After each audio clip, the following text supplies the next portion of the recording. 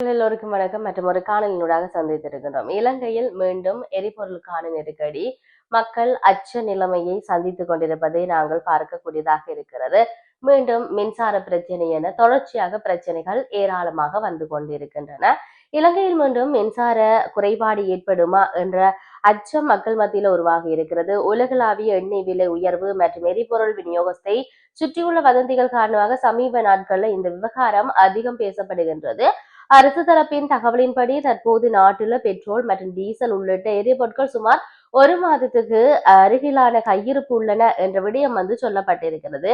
இருப்பினும் மத்திய கிழக்கு பகுதியில ஏற்பட்டிருக்கக்கூடிய அந்த பதற்றம் காரணமாக உலக சந்தையில எண்ணெய் விலை திடீரென உயர்ந்திருக்கு. இதன் தாக்கம் இலங்கையிலும் காணப்படுவதாக பொருளாதார ஆய்வுகள் சொல்லுகின்றன. சமீபத்தில் சில பகுதிகளுக்கு எரிபொருள் நிலையங்கள் முன் வாகன வரிசைகள் காணப்பட்டதாகவும் தகவல் வெளியாகி இருக்கிறது. மக்களிடையே எரிபொருள் தட்டுப்பாடு ஏற்படலாம் என்ற அச்சம் காரணமாக முன்கூட்டியே எரிபொருளை வாங்குகின்ற நிலைப்பாடு காணப்படுகிறது.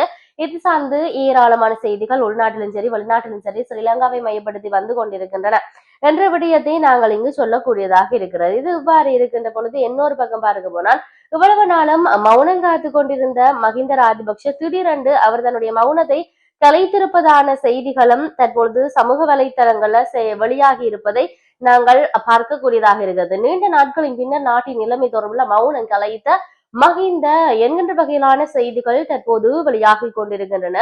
நாட்டின் நிலைமை என்னை விட மக்களுக்கு நன்றாக தெரியும் என்று சொல்லி முன்னாள் ஜனாதிபதி மஹிந்த ராஜபக்ச சொல்லி இருக்கிறார். மத்திய கிழக்குல நடக்கின்ற போர் நாட்டின் எதிர்காலத்தில் பெரும் தாக்கத்தை ஏற்படுத்தக்கூடும் என்று முன்னாள் ஜனாதிபதி மஹிந்த ராஜபக்ஷ சொல்லி இருக்கிறார்.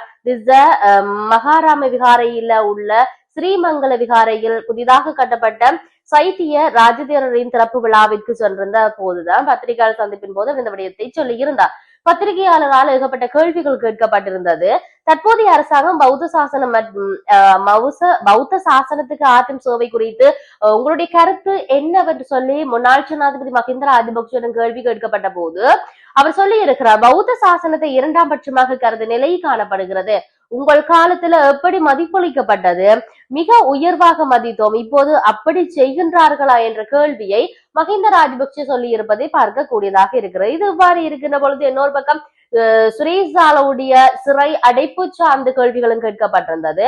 உங்கள் காலத்தில் இருந்த புலனாய்வு பிரிவு அதிகாரி ஒருவர் சிறையில் அடைக்கப்பட்டிருக்கிறார், இது பற்றி நீங்க என்ன நினைக்கிறீங்கன்னு சொல்லி மஹிந்த ராஜபக்சவுடன் கேள்வி எழுப்பின போது அவர் சொல்லியிருந்தார், அவர் ஆற்றிய சேவை பாராட்டு தர வேண்டுமே தவிர சிறையில் அடைக்கப்படக்கூடாது, இது சிறையில் அடைக்கும் காலம் அல்ல என்ற விடயத்தை மஹிந்த ராஜபக்ச சுட்டிக்காட்டியிருந்தார். இதையும் விட சர்வதேச பேரவை ஒன்று நடைபெற்று வருகின்ற போர் ஒன்று நடைபெற்று வருகிறது. சிறிது காலம் இந்த போர் தொடர்ந்தால் நாட்டுடைய எதிர்காலம் என்னவாகும் என்ற கேள்வியை மீண்டும் அந்த ஊடகவியலாளர் கேட்க, அதுக்கு அவர் பிரச்சனை ஏற்படும் தானே நாட்டுக்கு, நாட்டின் எதிர்காலத்துக்கு பிரச்சனை ஏற்படும் என்ற விடயத்தை அவர் சொல்லியிருந்தார்.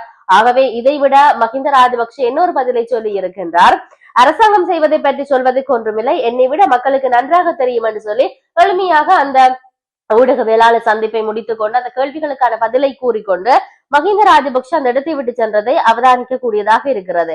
இதையும் விட தற்பொழுது பொருட்களுடைய விலைகள் என்பது அதிகரித்துக் கொண்டிருக்கின்றது. இதையும் விட விலை அதிகரிக்கிறது, தொடர்ந்தும் பற்றாக்குறை ஏற்படும் என்ற விடயத்தை சுட்டிக்காட்டி இருக்கின்றார்கள் அரசியல் ஆய்வாளர்கள். பல மணி நேரம் வரிசையில காத்திருக்க வேண்டிய நிலை மீண்டும் உருவாகுமா கடந்த காலங்களை போன்று என்கின்ற கேள்விகளும் எழுப்பப்பட்டிருக்கின்றது. இருப்பினும் விற்பனை பிரதிநிதிகள் தங்களுடைய ஆதங்கங்களை ஒரு பக்கம் தெரிவித்துக் கொண்டிருப்பதை நாங்கள் பார்க்கின்றோம்.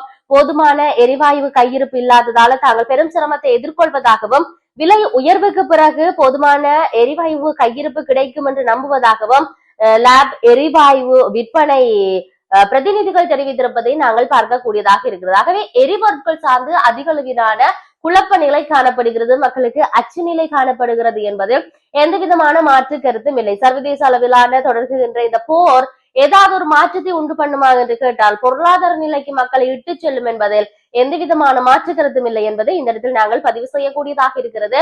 பொறுத்திருந்து பார்ப்போம் ஸ்ரீலங்காவினுடைய நிலவரங்கள் சார்ந்து ஜனாதிபதி அனுரகுமார் திசாநாயக்க எவ்வாறு கையாள போகின்றார் என்பதையும் சர்வதேசத்தில் நடக்கக்கூடிய இந்த போர் எப்பொழுது முற்றுப்பெறும் என்பதையும் நாம் பொறுத்திருந்து பார்க்க வேண்டிய தேவை இருக்கின்றது. மற்றும் ஒரு பதிவினூடாக சந்திப்போம். வணக்கம்.